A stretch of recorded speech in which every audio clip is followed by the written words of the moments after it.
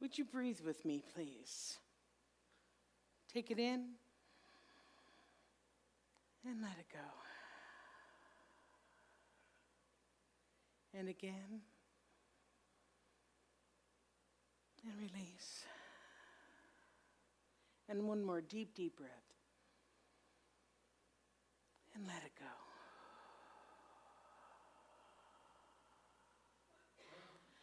Now we're ready. So as some of you know, most of you know, last week I was at our parent organization. We're part of a larger organization called Centers for Spiritual Living. And we had our conference retreat last week in Park City, Utah. And I want to tell you, it was a nice resort. I really liked that we were staying there. But I got to tell you, Park City and its mountains are nice. But it ain't nothing compared to what we have in our backyard. You know, I know.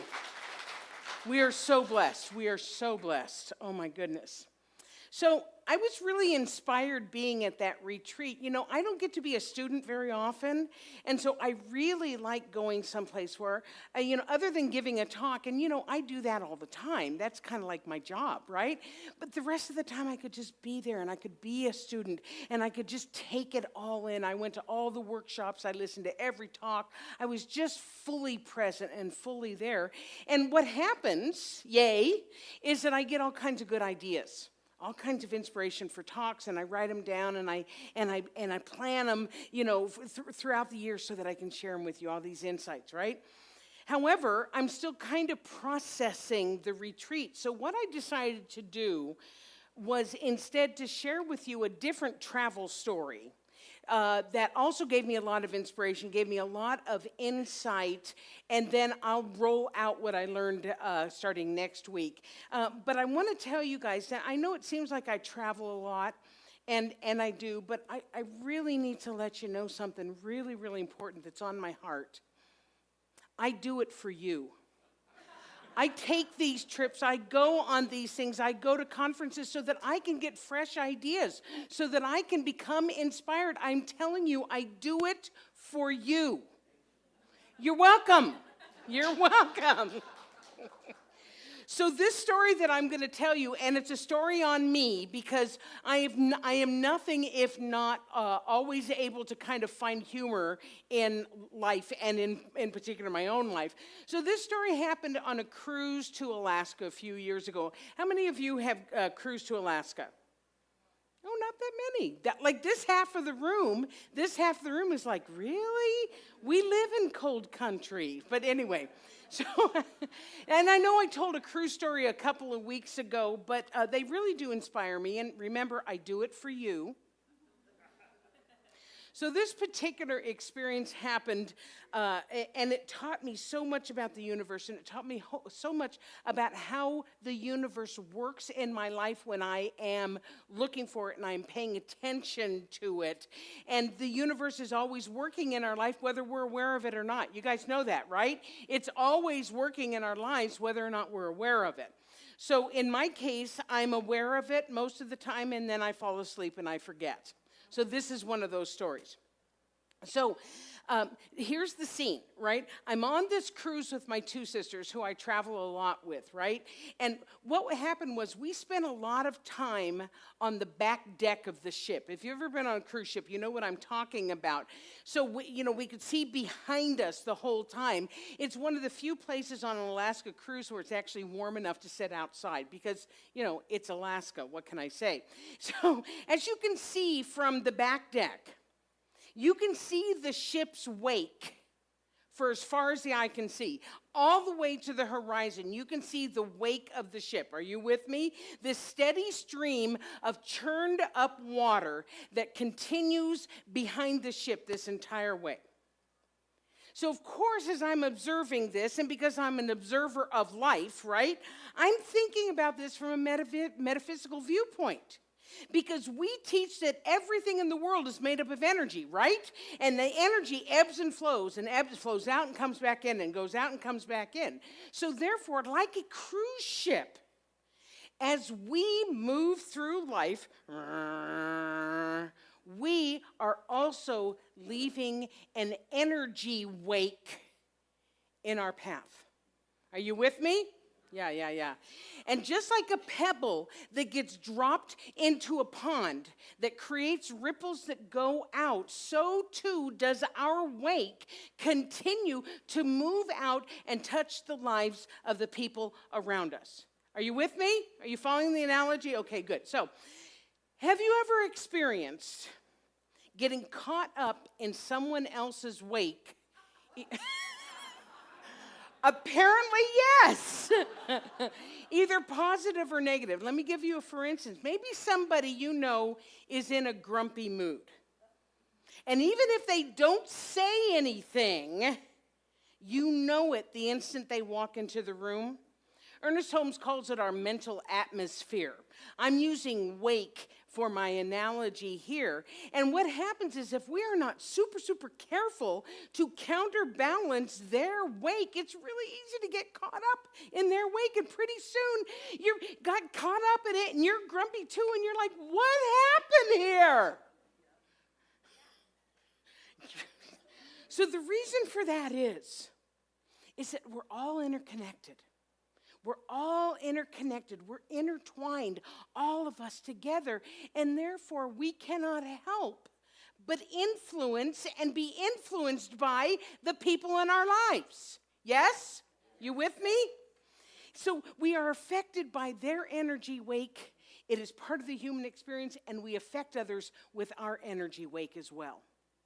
Ernest Holmes didn't talk about a cruise, but he could have been.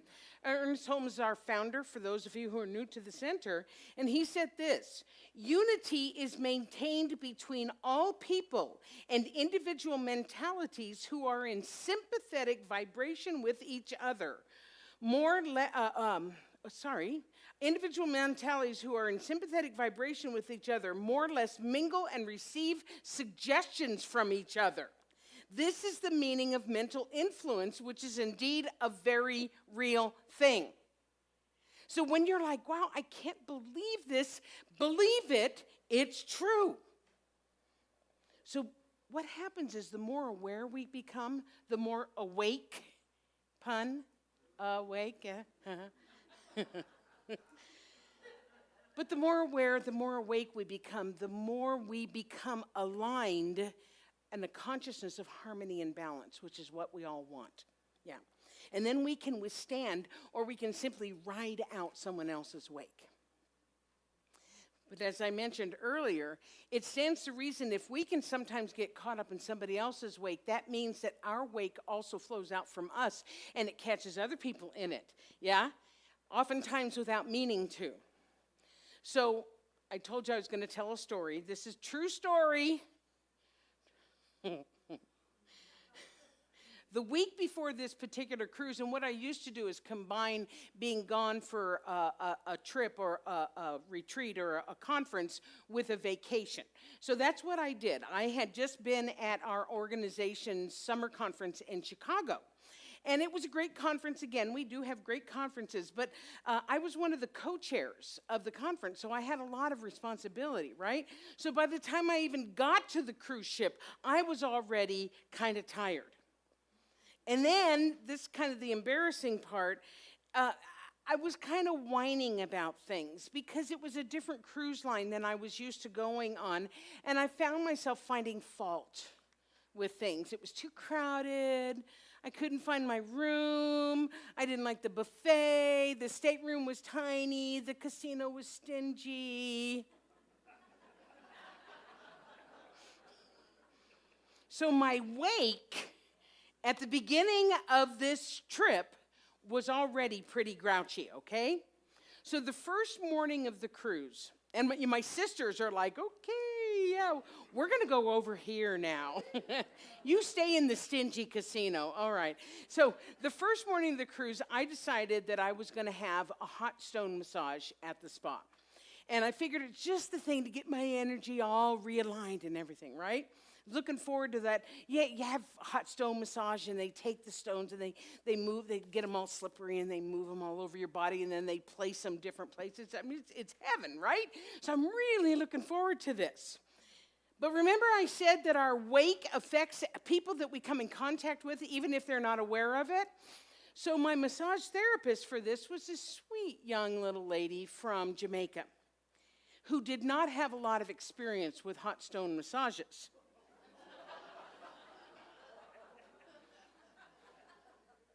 So she very carefully followed the protocol, but this was not her regular method of massage. Let's just put it that way. So she fished out a stone this big. It probably wasn't, but I thought it was, right? Out of the really, really hot water. And she placed it on my low back with only a very thin sheet between the rock and my skin. And at first I was like, whoo, that's hot. Okay, whoo. I'm sure I'll get used to it. No, it'll get better. It'll cool off. And then I was like, oh, that is really hot. And then I'm like, holy moly. Take it off, take it off, take it off. So she does, thinking I'm a wimp, I'm sure, right? She cooled it off. I think she ran it under some cold water, and she put it back on again. She finished the massage, and it was great. It was fine. It was a lovely massage. But when I got back to my stateroom to take a shower, I noticed that I had this giant red, angry-looking burn on my low back where the stone had been. In other words, ladies and gentlemen, my negative wake literally flowed back to me and burned me on my you-know-what.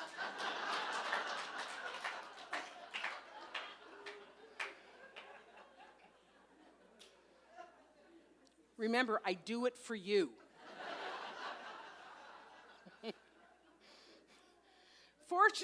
Pardon me? A hot stone massage? Many times. It healed.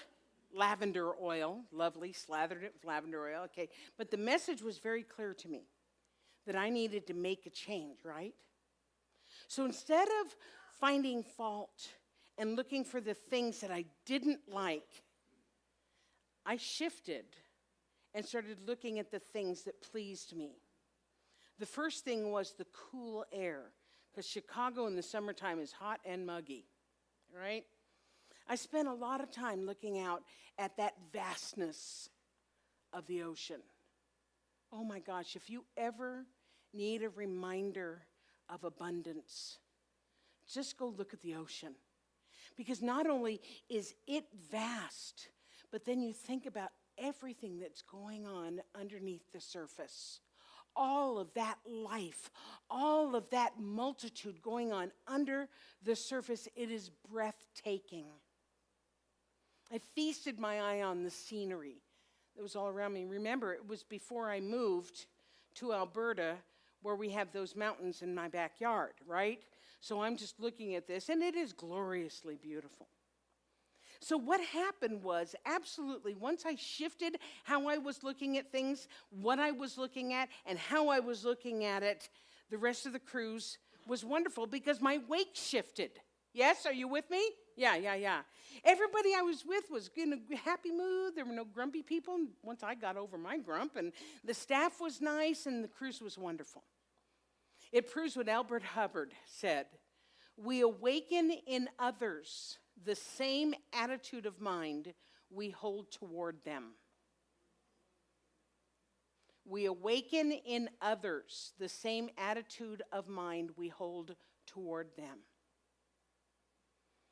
So another awareness happened on this cruise that it was when we were going through Glacier Bay, which is like a special day. It's a highlight of going to Alaska cruise. They take these giant ships into this bay so that you can see a glacier calving. Hopefully, that's the idea.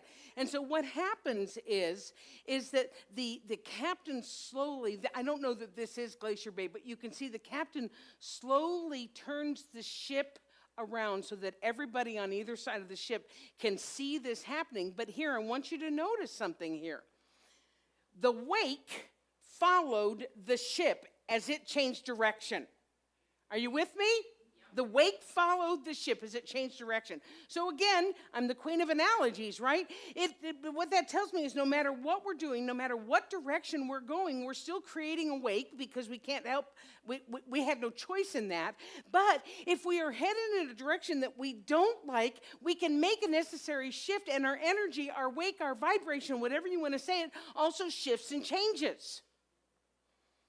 So the original wake still exists, but the new one takes precedence once we shift. That's the beauty of this teaching, folks. Oh, it's always been this way. Yeah, it's always been this way. Have a new thought. We are called a new thought, spiritual philosophy. Have a new thought and create a new experience. That's what we're all about. And what also happens is that once our wake shifts, then other people who are in our wake, that changes for them as well. Here's how Ernest Holmes put it. The action of the law never changes, but the direction of the action is always up to us. Life can be a glorious adventure, increasingly filled with more of every good thing as we gradually or suddenly come to change our pattern of thinking so that it embraces more of those good things. Can I get an amen? Amen. Can I get a real amen? In other words, this law of mind that we're talking about, and those of you who don't know what I'm talking about, the law of mind, we are starting a foundations class October 2nd. On Tuesday, I've decided to go with an evening class. Sorry for those of you who are looking forward to today, but if you want to know more about the law of mind, this is the class for you to take. So this law of mind that I'm talking about that's represented by our wake goes in the direction that we're thinking. It goes in the direction that we tell it, either consciously or subconsciously. With our subconscious mind, we're giving direction to the law all the time, and it's often haphazard. Anybody here ever experienced something that you prefer didn't ever happen in your life? Yeah, really, Kevin, you're the only one. Nobody else raised their hand. All right. However, as we start to wake up, again, pun intended, what happens is that we learn to consciously choose the direction we want to go. Choose it on purpose. And then our wake follows the new choice. I heard a story recently, I love this, about a woman who was a black belt in martial arts. But she was also a very tiny, petite woman. And she was walking down the street one day, and she saw a group of young men, kind of, shady-looking guys on the street corner. And as a small woman, she could have felt kind of intimidated by this, right? But she knew who she was. And she knew that she had this black belt martial arts designation, right? So she sees him, and what she did was that she gathered herself together and she made her wake so large, even with her little tiny petite body, and then she walked confidently and resolutely toward this group of guys, and when they saw her coming, they backed away. They picked up on her energy, on her wake, on her vibration. And they automatically gave her the respect to walk on by. Abraham Hicks says, you don't have to worry about what another's vibration is if your vibration is one of connection. Because if your vibration is one of connection, you are going to dominate the vibration. When you control your vibration, you've controlled everything that has anything to do with you. So the message is really clear here. As we wake up, we have a say in how our life goes.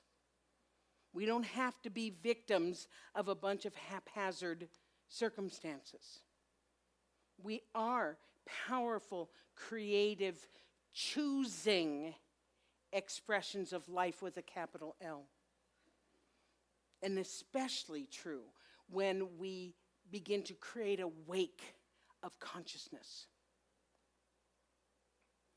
So I realize that in this room, God, you guys are beautiful. Yeah, thanks. Really, you're just a reflection of me.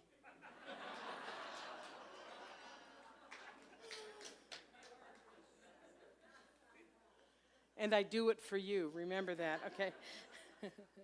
I realize that, this is like, yeah. This is pretty basic teaching. Change your thinking, change your life. I get that.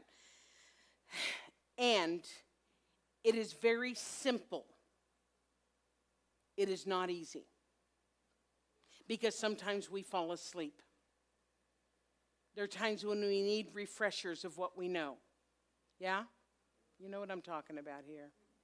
We need to remember, we need to wake up again, that our energy flows off of us like a wake of a ship, and that the law is responding to the energy that we're putting out. So if you have circumstances going on in your life that are not to your liking, instead of wanting the circumstances to change first, what we need to do is to change our vibration, like I did on the cruise ship. Tweak that, and the circumstances change. It's basic metaphysics. And here's what else happens, because we're all interconnected. Yay.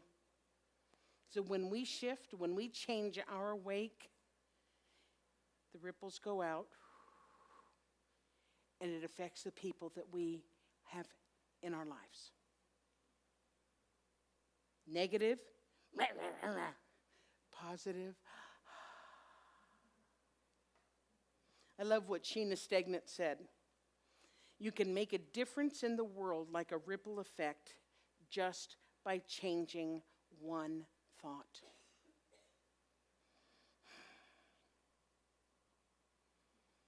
So, I have many stories to tell you about my week last week. I'll be bringing them out, I promise. I want to say thank you to the people who held everything together last week while I was gone. And it's really nice to be back in your wake. And to have you back in my wake as well. I love you, and so it is.